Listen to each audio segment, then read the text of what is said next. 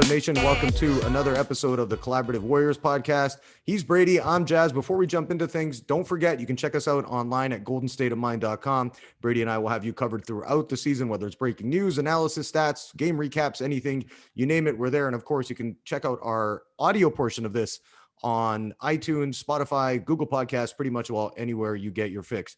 Brady, let's jump into things by talking about the big news. Steph Curry, Kelly Oubre Jr., both doubtful. Both ended up getting hurt in the weird win against the Rock. How do you lose 18 straight? Yeah, that's brutal. Anyways, that's a topic for another day. But the Steph Curry thing, what are they doing at the Toyota Center? And why is it set up like that? There's not at least a barrier so a guy doesn't go tumbling backwards onto steel steps. And especially more important for us as Warriors guys, it's Steph Curry. Come on, Toyota Center. What are you guys doing there? You know, it's kind of funny because every time a player in normal years when there are fans in the stands, every time a player falls into the first row and lands on someone's popcorn or whatnot, I always think why do we have fans so close to the floor? This is dangerous for everyone. What are we doing?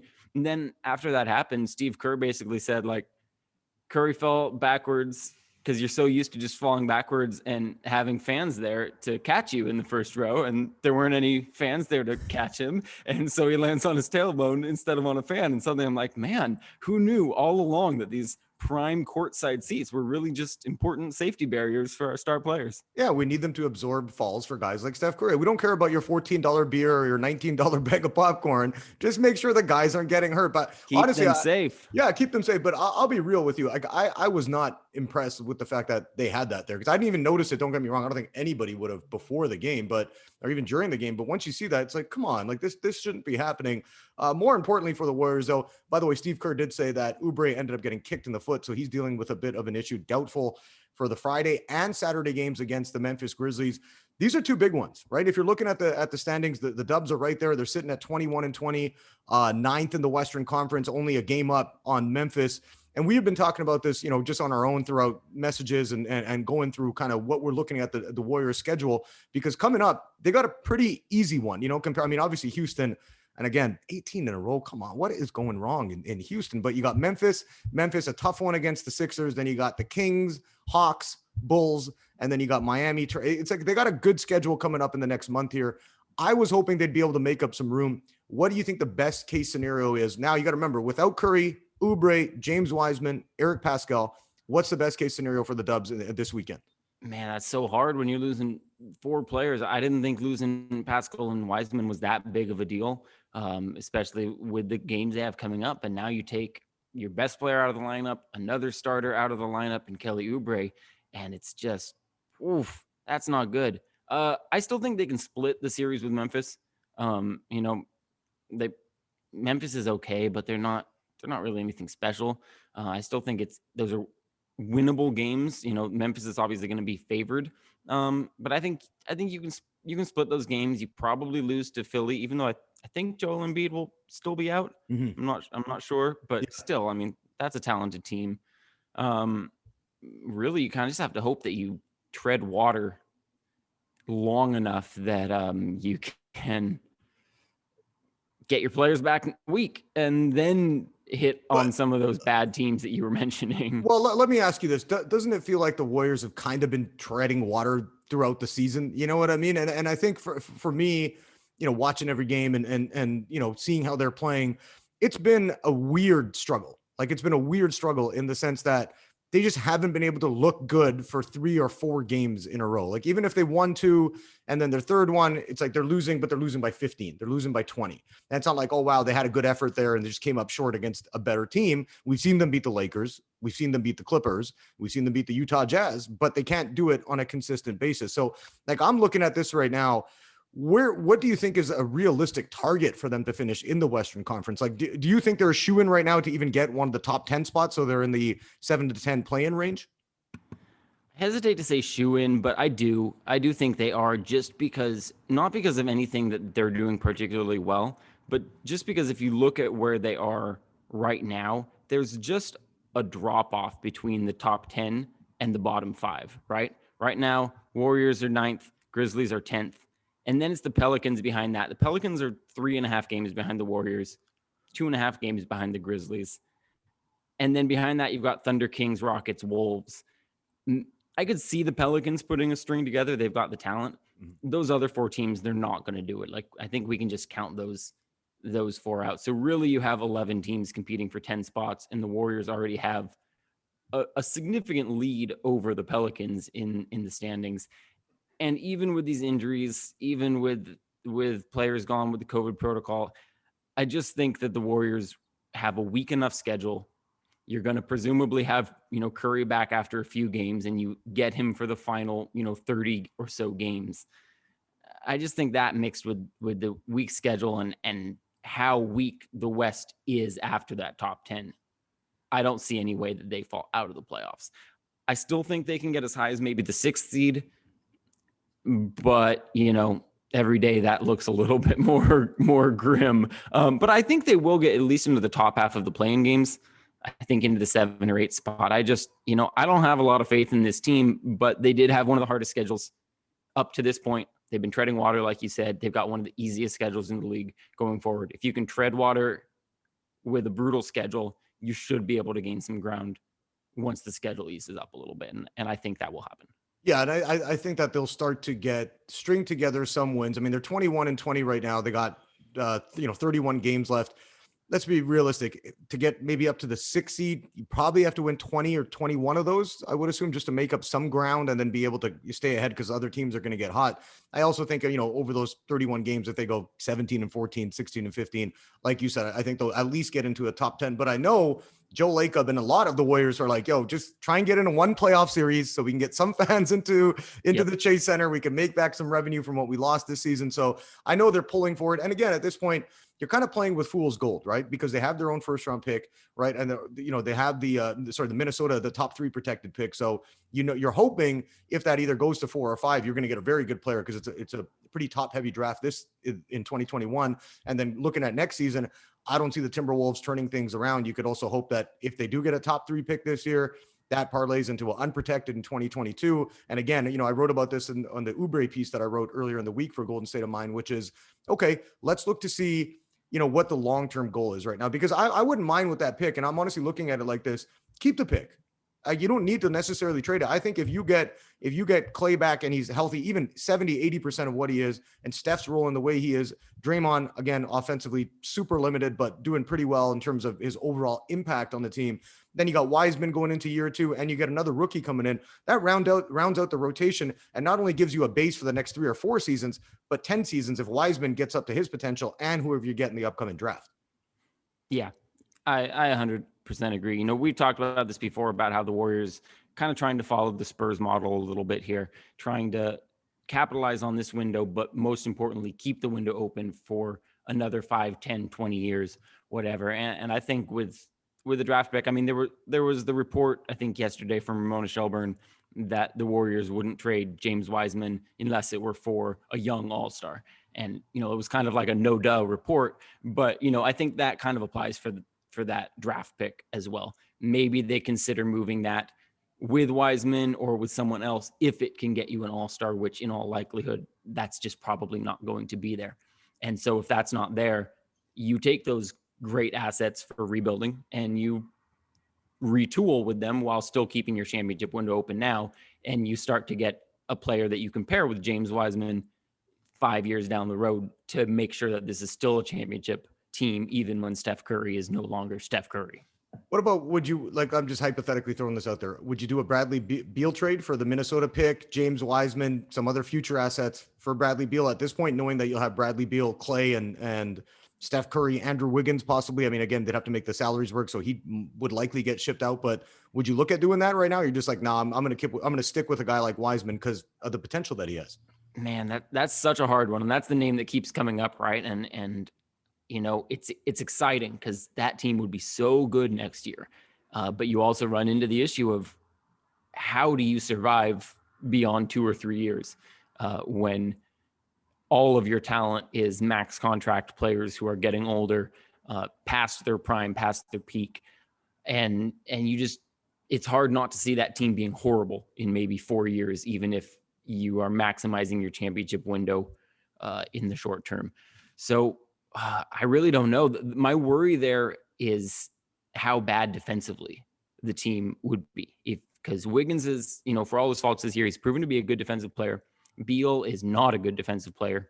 You pair Beal with Curry in the backcourt, and you're just in trouble going against good backcourts. You have to move Clay down to the 3, where he's probably not quite as good as he is at the 2.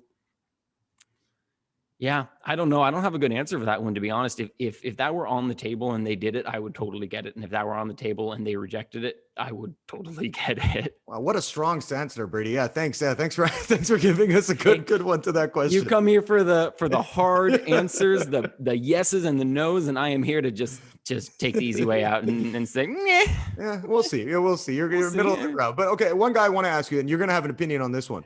Jordan Poole, he's been great since he's been called up, averaging 19 points a game, shooting the rock well, shooting 45%, almost 46 from beyond the arc. Sustainable or no? Because you're mentioning if they can get a split this weekend, against Memphis, he's going to have to be one of the guys because he's really the only creator from the backboard who can get off his own shot. So do you think this is going to be sustainable from what we've seen from him so far? I'm going to hedge a tiny bit again because, I'm being rude and doing that, but and say kind of. I'll be honest, I've always been pretty high on Jordan Poole. Even last year, he had a horrible rookie year, and I liked him. I accepted that he was bad, but I liked what I saw from him. I thought the playmaking was impressive. I thought he showed some signs on defense, and really what hurt him was his shot wasn't falling. And that was the thing that he did do well in college, was make shots. So I thought, that's the thing that's going to come back. So I've been expecting this from him. Now, 19 points per game off the bench on 45% shooting from deep. I'm not sure that level is sustainable, but I really do think that he is a player who can be a strong bench weapon for the next year or two, and then maybe even blossom into, probably not an all-star, but a quality starting combo guard. But it's going to be an interesting test for him, like you said, this weekend. He's going to have a bigger role. I'm assuming, going to be in the starting lineup. And he's, probably going to be playing 36, 38 minutes a night and having the ball in his hands a lot and being asked to maybe be the team's go-to scorer, which is kind of crazy. If you had said that before the season, still have Andrew Wiggins in case people are forgetting. And now we're talking about, Steph Curry's out. It might be that Jordan Poole's your go-to scorer now. Well, what he's shown, and it's just the way he plays, it's a confidence, right? And I think at points when he was, coming into the league and even earlier this season, he had irrational confidence. Like he was pushing things, forcing it a little bit too much. And then you can tell when he was playing against, I think, the higher level competition, when he was getting some meaningful minutes, he almost wilted at that point. Like in terms of he wanted to shoot the ball, but everything was hesitant. He would, instead of going right up with the ball, it was kind of like I'm gonna kind of pull it back a little bit. And I'm seeing a difference in him. And spending that time in the G League, he's averaging 20 plus points per game there. I think that did wonders for him. And I think I agree with you. I think he has the tools and the skill set now, being able to add that to the mental fortitude. And there's a bunch of different factors that will result in him getting to another level. Like you're saying, I just don't know if I've seen that from him yet, but I'm expecting him to try and score 30, 35 a game this, anytime Steph is out. So he is going to be the key to the win. Another guy I want to talk about with you is rookie Nico Manion. He's starting to get some run now too, because, Steve Kerr was like, yeah, my second unit, let's be honest, is not very good. I can use a lot of other words for that, but we'll go with the PG, the PG version for it. But, he decided, hey, you know what, let's get these kids out there. Again, not giving you too much on the offensive end, but in terms of effort, and he's not there quite defensively, but I mean, he reminds me a little bit of Alex Caruso. Like he's a valuable player like that he's not going to give you a whole ton of offensive production, but he's going to give you effort. He'll make the right plays and he'll kind of do the right thing. Where do you see him being a couple of years down the road? Do you think he'll be, I'm not going to be ridiculous to even sit there and say he's a starting quality guard at any point in his career. That's a strong take right there, Brady, by the way, just so you know. Put some money on it. Put some money on it, Jazz. Put your money where your mouth is. He could be a starter on the Minnesota Timberwolves if they're sitting at 9-30. Jazz, but you could be a starter on the Minnesota Timberwolves. Exactly. I'll play 4 minutes a game, maybe get one bucket, and I'll be good. But I look at Manion like, okay, if you can develop him into a guy who gives you 10, 12 minutes a night on a good team. And that's including next season when they're hopefully fully healthy with Clay and Steph and whatever changes they make. Do you think he'll be a part of the team still, let's say 3-4 seasons down the road? Or is it like, yeah, we're just getting him some run because this is all we got at this point? Yeah, I think he will, to be honest. I mean, it's always so hard to say with, he's a 19-year-old. He's played a handful of NBA games. He was a second round pick. There are so many players who look interesting and then whether they fall off or there's just not space on the roster. I mean, you look at Omari Spellman last year and everyone was like, oh, this guy's providing something really interesting for the offense. And then, well, you need to save money, so you get rid of him. And now he hasn't played an NBA game since. And so that happens so often that, I don't think you can really say for sure, but I like the Alex Caruso comp. And truthfully, the thing that I really like about Nico, he just looks comfortable. You expect a rookie to be a little uncomfortable, but I feel like you can still see with some young players when they just have a feel for the game. And you watch Nico out there relative to, not to throw someone under the bus, but say an Alan Smilagic, and throw him under the bus, Brady. Throw him under the bus. That's right. I've stood up for Alan Smilagic so many times, so I hate to be the one to throw him under the bus when everyone's throwing him under the bus. But we're going to throw him under the bus. He doesn't look at all comfortable out there. He goes out there and you're like, oh gosh, you look like it's like someone's playing a video game with you and they're like, they press the button and then you go over there, and then they press the button and you go over there. And Nico, he looks comfortable. He looks fluid. He looks like he understands the game offensively and defensively. Ultimately, will he have the talent to fit that? That remains to be seen. I like what I've seen so far. I think he's got good mechanics shooting. I think he's a good playmaker. He's averaging, I think, over 8 assists per 36 minutes. The defense will hopefully come around, but to me, he looks like a solid, smart bench player who just understands the game and can give you some quality minutes. Yeah, I'm with you on that. I think he looks, and again, I think the G League, the time for him there did a lot for him too, a lot of good, because learning and I think a lot of the difficulties NBA players have when they're coming up out of college. I'm not talking like the the surefire guys like Zion or top 10 picks, but you're looking at guys second round. It's like the physical aspect, which you can see he's a bit smaller right now. He's got to get stronger, but just learning the game, the positioning, the little nuances that you have to know. Okay, like the screen setting. And I think, like you're mentioning, to me, he comes across as a very intelligent guy coming in as a second round pick. So I do see him, at least for next season, getting a chance to back up Steph, because he's done enough so far that it looks like Steve Kerr is beginning to give him some trust. So once they get a little bit more talent into the backcourt, that remains to be seen. But as of right now, yeah, I mean, I can see how he projects to be at least a bench guy. I want to talk to you about this as well. The trade deadline coming up March 25th. Again, the Warriors kind of in no man's land, but I do feel like they want to at least get into the postseason. And I've said this before, and we've talked about it. Dude, if you get to see Steph in a playoff series, he's probably going to steal 2 games on his own, at least. You know what I mean? And then the Warriors, if they can all play that well and everything comes together, they might be able to pull off an upset, right? So for me, I think that's what they're looking at. But if you're Bob Myers, do you look at this and say, hey, okay, number one, I'm trying to build for the future. We're not winning a championship this year, so I'm going to look at shipping off a guy like Kelly Oubre, who with the current roster construction is going to be hard to replace in terms of similar production value? Or do you look at it and say, hey, you know what? I'm going to keep Oubre, even though he probably will walk at the end of the season. Like, it's not a guarantee, nothing is, but looking like it just in terms of the team's cap situation, the luxury tax bill they're going to have to pay. There's a lot of factors to it. But what would you do with Oubre right now if you were Bob Myers? Truthfully, I would focus less on this year and just try to hone in on what the reality is of the offseason. So I would go to Steve Kerr and say, is this a guy who fits on our team? Is this a guy we should be trying to keep long-term? And I would go to Joe Lacob and say, hey, you're paying 5 yachts worth of taxes every year. Do you want to buy yachts or do you want to keep paying taxes?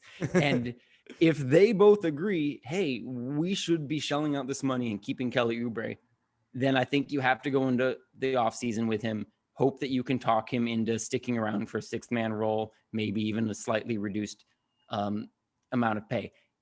If Steve Kerr says, no, he doesn't fit our system, it's not going to work. Or Joe Lacob says, no, I'm tired of these tax bills. I want to live like a billionaire. I think you have to ship him. It's going to hurt in the short term, but I think you have to prioritize the long term. Jordan Poole is playing great. Slide him into the spot, into the 2-guard spot, and let him grow in the deep end of the pool if you need to. Pardon the pun. It's going to hurt short term, but I think if you're a smart team, you have to know what your realistic ceiling is. Like you said, they're not going to win a championship this year. So I think you just have to be cold with Oubre and figure out what the plan is next year and address that at the trade deadline.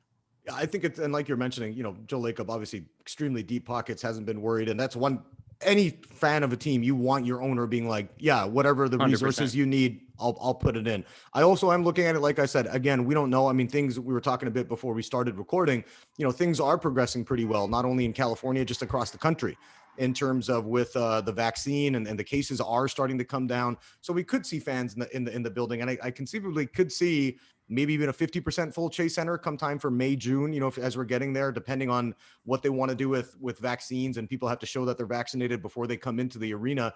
So I do look at it like he's going to be like, okay, dude, I've spent a lot of money. Like, let me try and recoup some of this. You know what I mean? So, and that's why I think they're looking at the bottom line where, again, you're not in a position like you're a Sacramento or you're Minnesota that you're completely rebuilding, totally fine punting the season and trying to get a top 5 pick, almost what the Dubs did last season. That would just by default because of injuries. But I'm looking at it like, I think they're going to try and do this in a business way, which is, sure, if we can trade Oubre, but it's not going to kill our team, and we get some sort of piece back that we at least can get into one 7-game playoff series. I definitely think the Dubs will look at it at that point. Yeah, I agree. I mean, you have to explore all your options. We've seen this with every good franchise that is able to stay at a contending level for more than a few years. You have to explore all your options every year. You have to take every phone call. You have to entertain every trade offer, and you have to sometimes make some cold decisions and get rid of some players that you might love. It's the New England Patriots specialty, even if that metaphor doesn't work as well this season as maybe it in worked past for 20 seasons. We can give them the benefit of the doubt. Yeah, we can give them the benefit of the doubt, right? 20 good, 1 bad, it works. But I'm also curious though. Maybe they make some smaller moves. They've switched up the rotation. Brad Wanamaker's out of the rotation. Damian Lee is kind of out of the rotation, except now that players are injured and out. Eric Paschall doesn't seem to be regarded very highly at the moment. Maybe they'd make some moves like they did last year when they just shipped out everyone and brought in a lot of second-round picks. I wouldn't be surprised if we see a few small moves, even if that big move never happens, and help bring in some more assets. Yeah, and I think, and again, it depends on what their vision is, and we don't know, you know what I'm saying? But we're looking at it from the outside, which is, hey, okay, if we can sit here and hang on to that Minnesota pick, we get another, we get a couple more assets, whether that's for Kelly Oubre or, like you mentioned, an Eric Paschall that they look to get another. Can we pool that together to put together a more enticing package for an established star, maybe not a total veteran, but like you mentioned, a younger guy. So I think it's going to depend on what they're talking about. I'm sure they're having these discussions, because that's one thing with the Warriors. Since this new regime has taken over, they always seem to be at least one step ahead, and they're planning for the future. So I'm interested to see that. The 3 main things I have learned during this episode: number 1, Steph Curry is still great. I look at the Warriors right now. Without him, they wouldn't be 21-20. They'd be something like 7-34 or 8-33, and that's not even a stretch. So he's not going to get any votes for MVP, because the NBA, typically the award winner gets it for the team has one of the best records in the league. Number 2, yes, they need a big upgrade, because Brad Wanamaker has no business being on the court, especially when you're seeing Steph Curry play point guard, and then you see this guy come in and ruin everything. And number 3, we both desperately need to get haircuts. So yes, Barbers of Los Angeles, we are going to come out this weekend before we record the next episode, so we're not walking through with this shaggy look and wings hanging off the side of our heads. Is that a deal? I think that's a really good deal. Our fans deserve that, Jazz. All right. Well, this does it for this episode of the Collaborative Warriors podcast. Don't forget, you guys can check us out on Golden State of Mind. You can also subscribe to our YouTube page. And we're also on the audio side of things. You can catch us on iTunes, Spotify, Google Podcasts, you name it, we're there. And don't forget, Brady and I will have you covered throughout the Warriors season at goldenstateofmind.com.